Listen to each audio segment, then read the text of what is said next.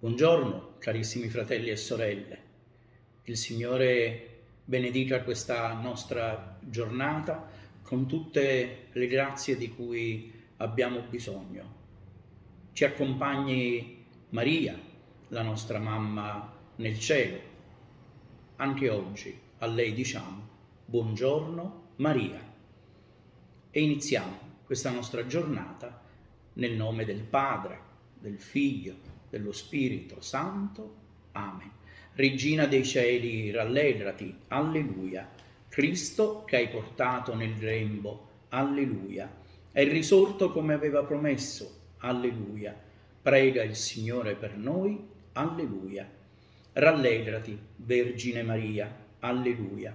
Il Signore è veramente risorto, alleluia. Preghiamo. O Dio, che nella gloriosa risurrezione del tuo Figlio hai ridato la gioia al mondo intero, per intercessione di Maria Vergine, concedi a noi di godere la gioia della vita senza fine, per Cristo nostro Signore. Amen.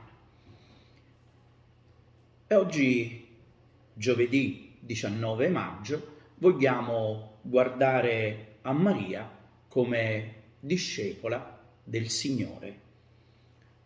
Dal Vangelo secondo Matteo.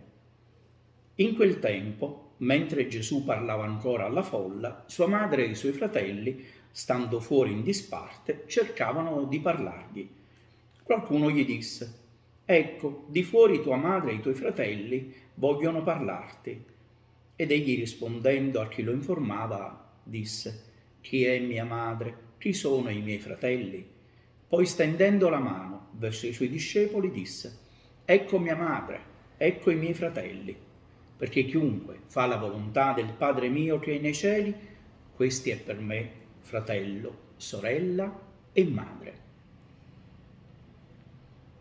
La Beata Vergine, che per singolare dono di Dio meritò di essere la madre di Cristo, molto giustamente fu anche la sua prima e più perfetta discepola. Questo titolo mariano mette in luce l'importanza della parola di Dio o della parola di salvezza nella vita di ogni discepolo. Per essi, per noi, implora la divina sapienza, loda la legge immacolata del Signore e i suoi giusti giudizi, pone davanti agli occhi dei fedeli il cuore della Vergine che custodisce le parole del Signore, perché se ne segua l'esempio. Tra i testi eucologici è particolarmente significativo il brano del Vangelo in cui risuona la voce di Cristo, il quale alla donna che tra la folla eleva la sua lode, beato il ventre che ti ha portato il seno da cui hai preso il latte, risponde: beati piuttosto coloro che ascoltano la parola di Dio e la osservano. Commentando questo brano del Vangelo, Sant'Agostino dice: Maria Santissima certamente ha fatto la volontà del Padre e per lei è cosa più grande e più gioiosa essere stata discepola di Cristo che essere stata sua madre. Il nostro racconto quotidiano. Un turista si fermò per caso nei pressi di un grazioso villaggio immerso nella campagna. La sua attenzione fu attirata dal piccolo cimitero. Era circondato da un recinto di legno lucido, c'erano tanti alberi, uccelli e fiori incantevoli. Il turista si incamminò lentamente in mezzo alle lapidi bianche distribuite a casaccio in mezzo agli alberi e cominciò a leggere le iscrizioni.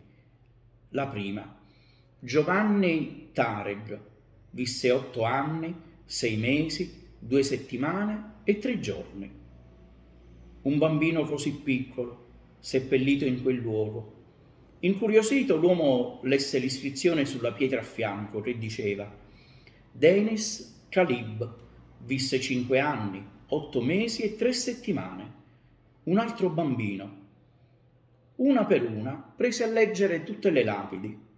Recavano tutte iscrizioni simili, il nome e il tempo di vita esatto del defunto, ma la persona che aveva vissuto più a lungo aveva superato a malapena gli 11 anni. Si sentì prendere da un grande dolore, si sedette e scoppiò in lacrime. Una persona anziana che stava passando rimase a guardarlo piangere in silenzio. Poi gli chiese se stesse piangendo per qualche familiare.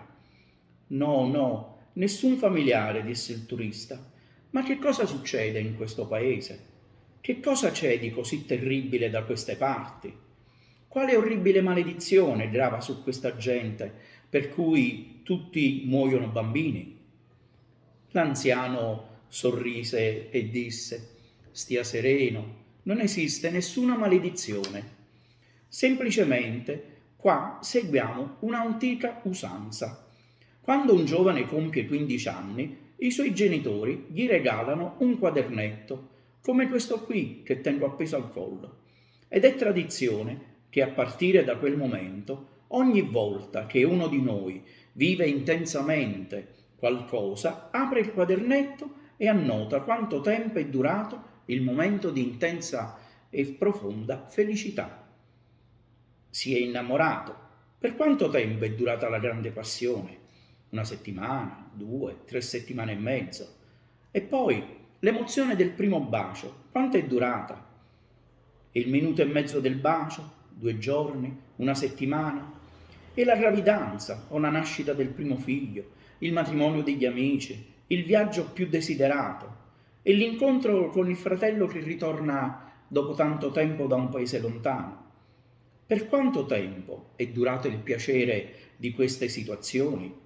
Ore, giorni? E così continuiamo noi ad annotare sul quadernetto ciascun momento in cui assaporiamo il piacere, ciascun momento.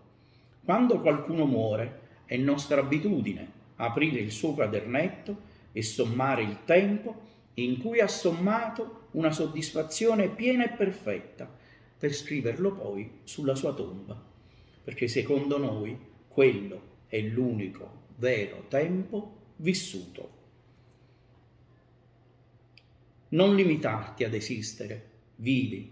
Non limitarti a toccare, senti. Non limitarti a guardare, vedi. Non limitarti a udire, ascolta. Non limitarti a parlare, di qualcosa. Preghiamo. Signore Dio nostro, che hai fatto della Vergine Maria il modello di chi accoglie la tua parola e la mette in pratica, apri il nostro cuore alla beatitudine dell'ascolto e con la forza del tuo Spirito fa che noi pure diventiamo luogo santo in cui la tua parola di salvezza oggi si compie. Per Cristo nostro Signore. Amen. Il nostro fioretto.